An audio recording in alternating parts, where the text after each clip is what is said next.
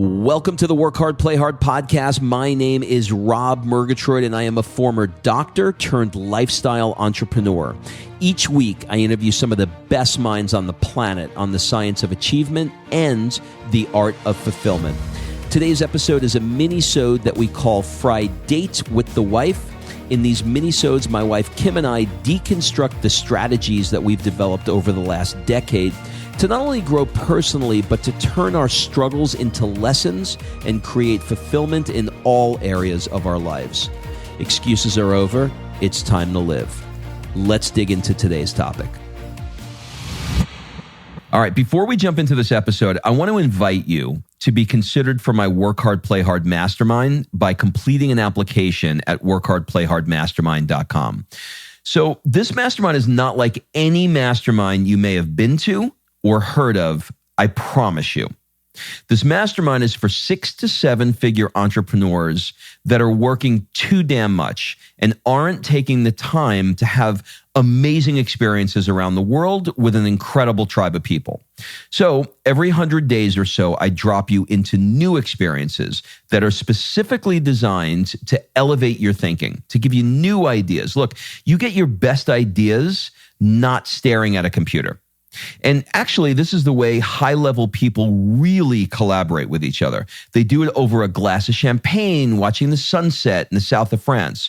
So if you are ready to do some fun stuff around the world and really, really want to level up your tribe in one shot, fill out an application at workhardplayhardmastermind.com. We'll jump on a call and we'll see if it's a good fit.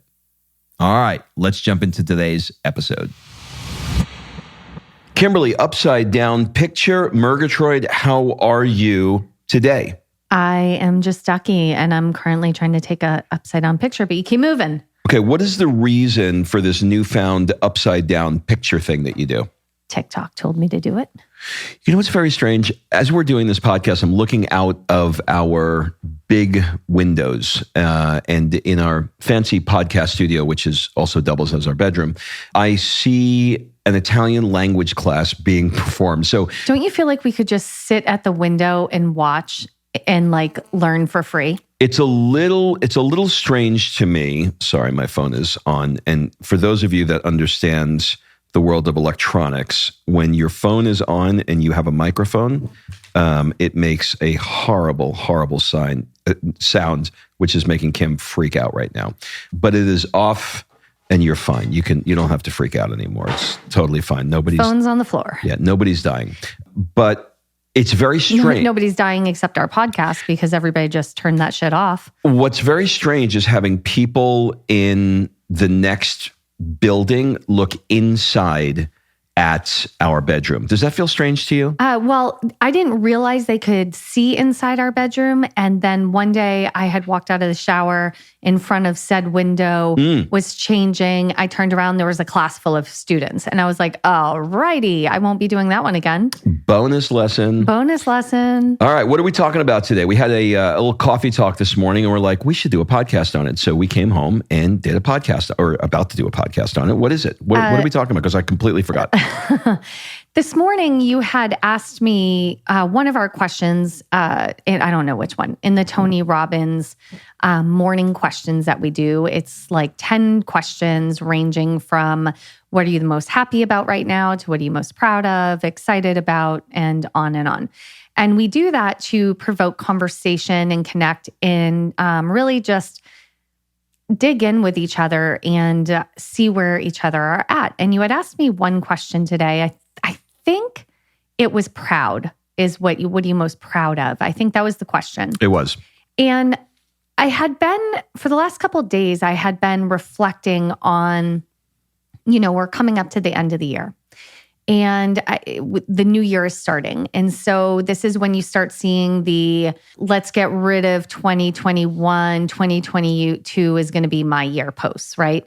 And everybody starts going, well, the sentiment of a lot of these posts is, well, we didn't make it happen this year, but next year's my year, and year after year after year, people don't achieve their goals.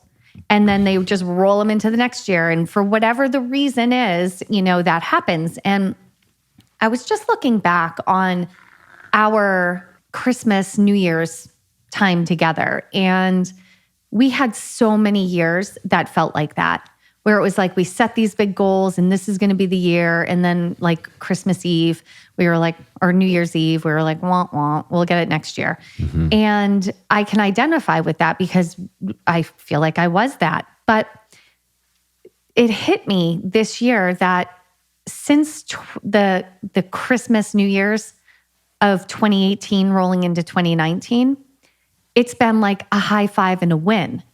And it's really been in momentum. I mean, in December 2018, we made the decision to sell your medical clinic and to move on into you doing these work hard, play hard events. And it was scary AF. I mean, that was a scary thing to do, to shut down our primary income for 25 years and just float our life on my network marketing business and the business you were creating. You hadn't even created it yet.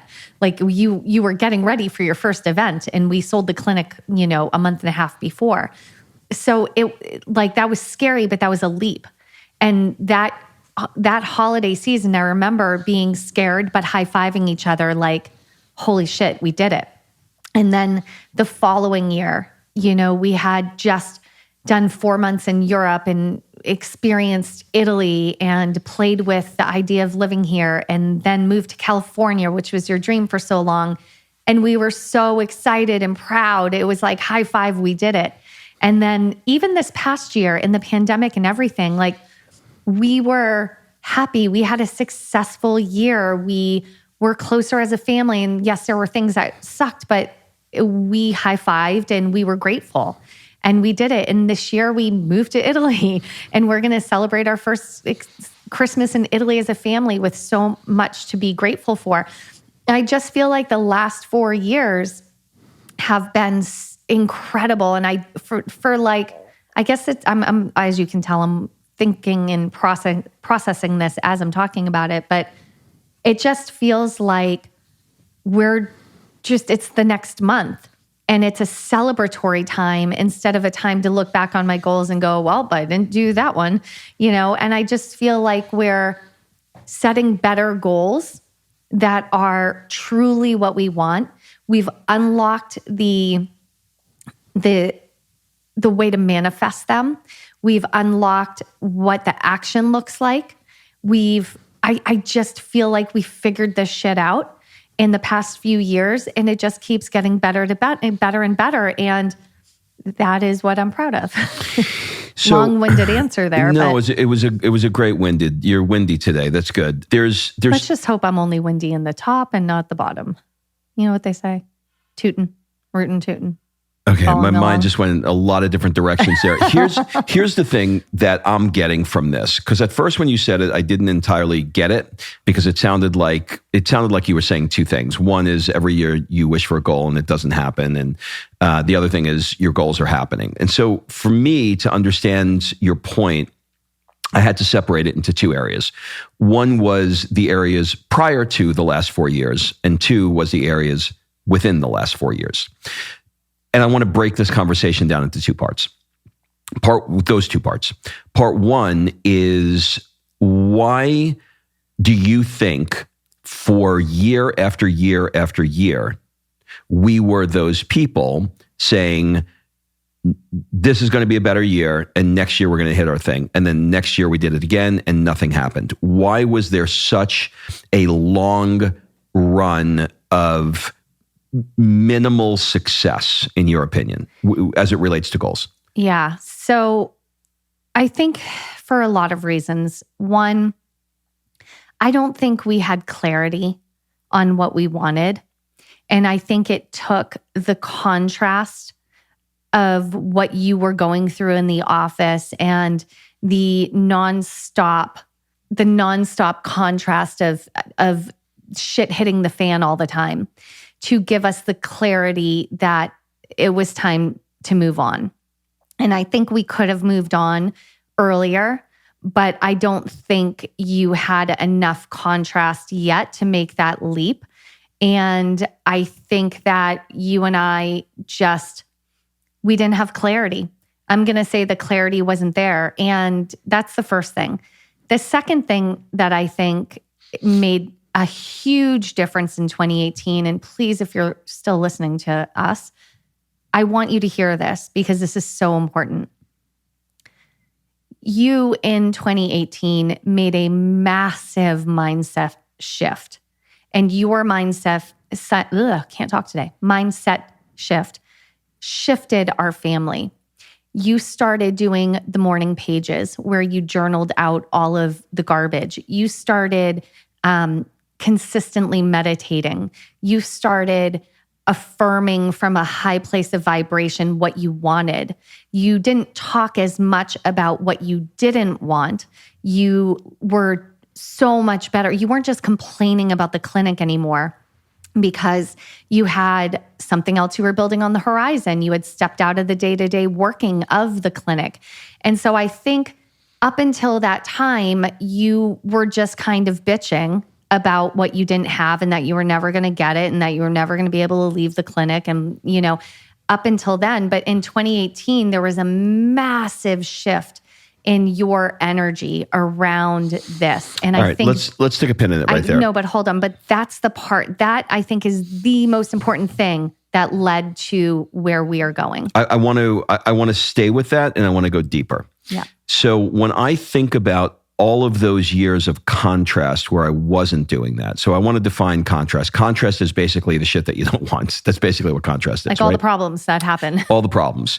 And so when you know what you don't want, you know what you do want.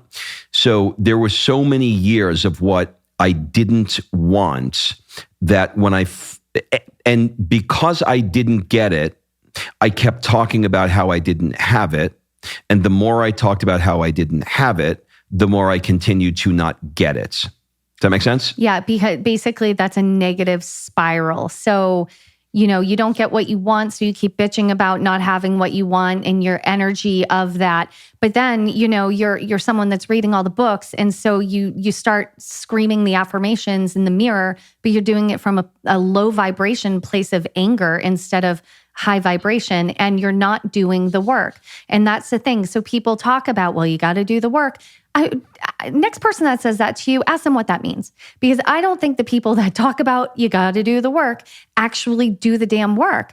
And you, in that year, without talking about it, did the work. And you journaled. I remember you used to wake up in the morning and you'd sit at the little desk in our bedroom and you would journal. You would close the door and you would journal and you would meditate and you would put yourself in a different state than you started. And then you started writing your story. You started creating the story of what it was going to look like to live in California. And you really honed in on that. And that was the year that we put the vision board up in our kitchen. And by the way, the date on the vision board, I'm pretty sure was initially 2 years after the date we made it happen. It was like we made it happen in 2019, and I'm pretty sure it was like 2021 was the date initially on our vision board of the date we were going to move to California.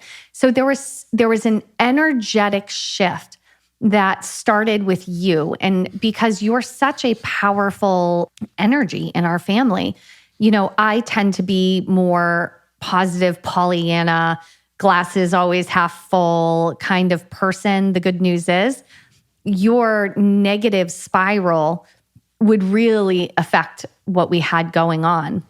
And so when you brought your energy up, it was easier for me to feed on that energy. And instead of you coming home at night and bitching about the staff issue du jour, we sat with a glass of wine and talked about what was it going to be like to live in California in 2 years or whatever. And that energetic shift in our family put our family literally into a manifestation momentum that has shifted the course forever.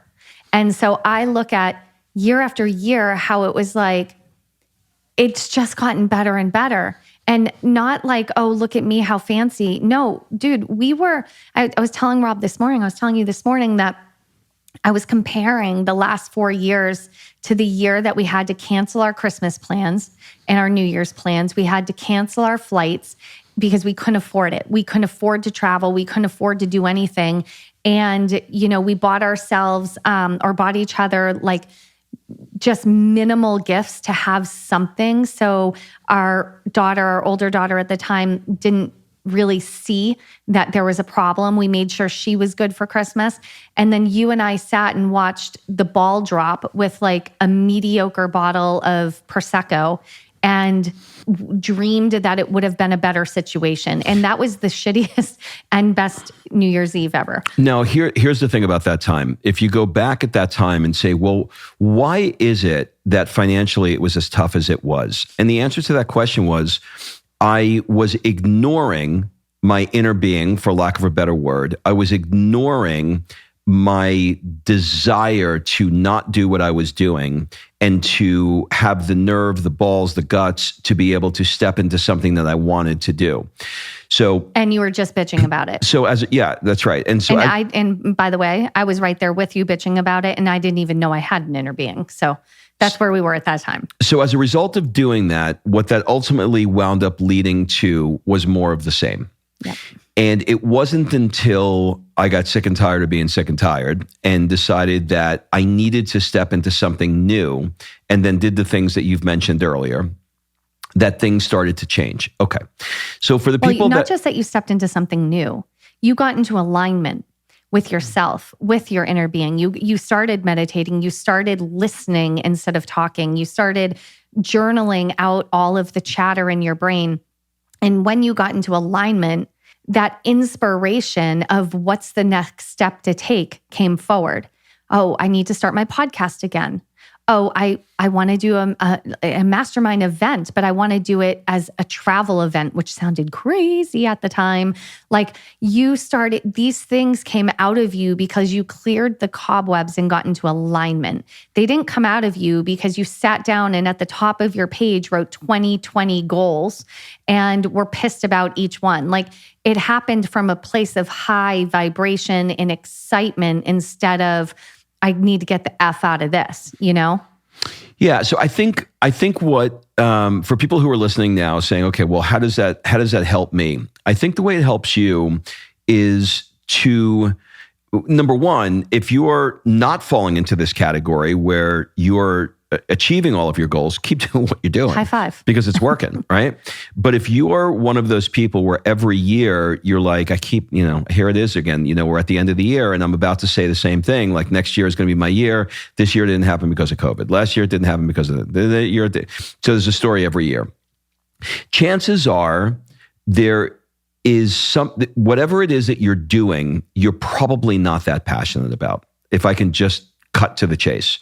Because built inside that passion and excitement, hopefully, is belief that you can accomplish what it is that you want to accomplish. So if you're doing something that is safe and is a paycheck, it's only going to go so far. I remember just, whenever the numbers in the clinic would start to go down, I'd just sit down and I'd go back into my mental Rolodex and say, in 1997, I implemented these procedures and I made money on these procedures. So, maybe I can dust those off and, hire a new this or a new that to do these procedures, right?